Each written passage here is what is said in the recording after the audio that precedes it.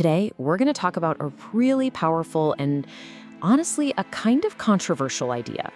It's this feeling that for a lot of people, the American dream isn't really a dream anymore.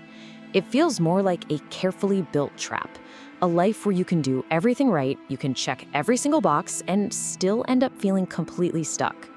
Now, I know what you're thinking. That's a huge claim, right? But stick with me here. This isn't about saying there's no opportunity. It's about questioning the definition of success that's been sold to millions of us.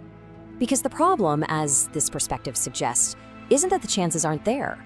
It's that there's a kind of hidden system, an invisible script, that quietly pushes us toward a life that's more about consuming and complying than it is about real, genuine freedom.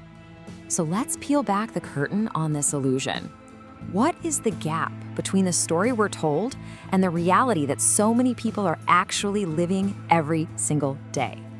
You know the promise, right? It's on the left: limitless potential, total freedom. You can be anything you want to be. But the reality for way too many people is on the right.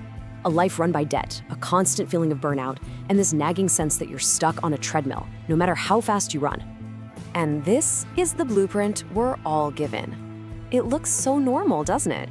Go to school, get the degree, land the job, buy the stuff, and just keep that cycle going. But what if this path, this normal life, isn't a path to freedom at all? What if it's just a hamster wheel in disguise?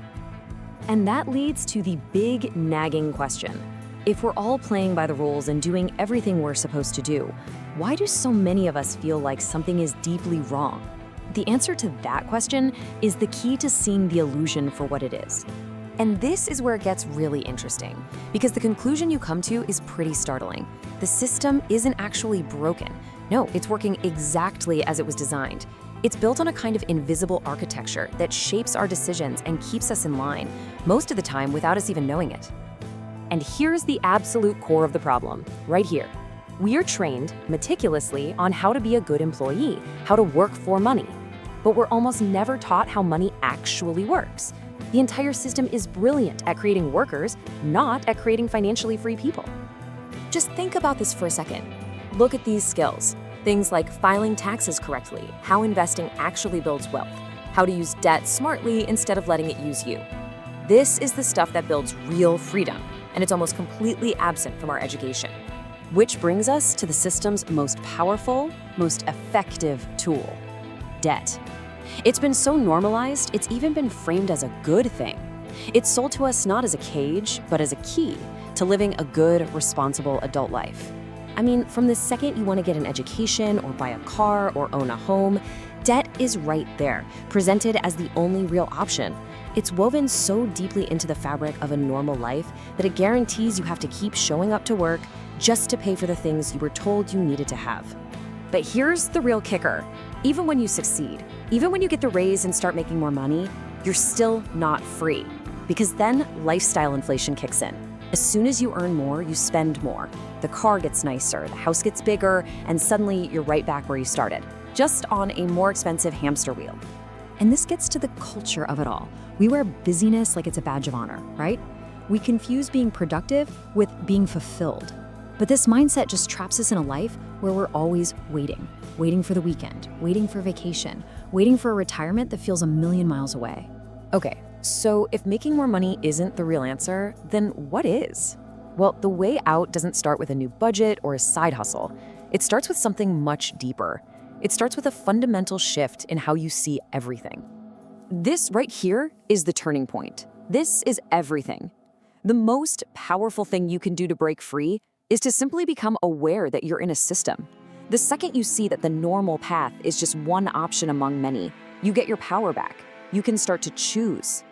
And that awareness starts with asking some really tough questions. You have to stop just going through the motions and ask yourself why. Why am I really doing this? Is this my dream I'm building, or am I just following a script somebody else wrote for me? Then you ask the next question. When you're working crazy hours, when you're loaded up with debt, when you're constantly buying more stuff, who is actually benefiting from that?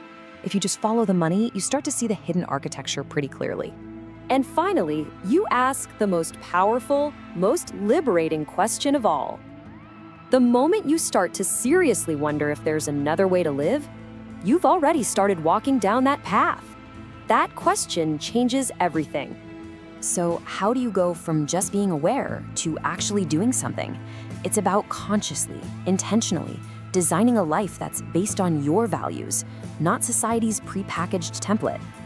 And this really gets to the heart of it all. True freedom, according to this idea, has nothing to do with what country you're from or how much money you have. It's a mindset. It's the ability to think for yourself and make your own choices, no matter where you started. So how do people actually pull this off? They all share a few common traits. They question the default advice. They become obsessed with educating themselves, especially about money. They're willing to take smart, calculated risks, and their main goal isn't a bigger paycheck. It's building real, durable independence. And let's be super clear. This is not about becoming a hermit and dropping out of society. Not at all.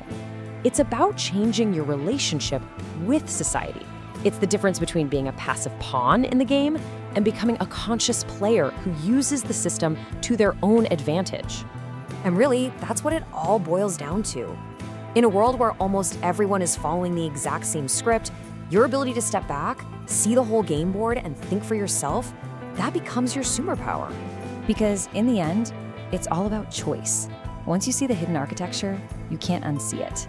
And that knowledge, that awareness, puts all the power and the responsibility for the next move right back in your hands. So the only question left is, what are you going to do with it?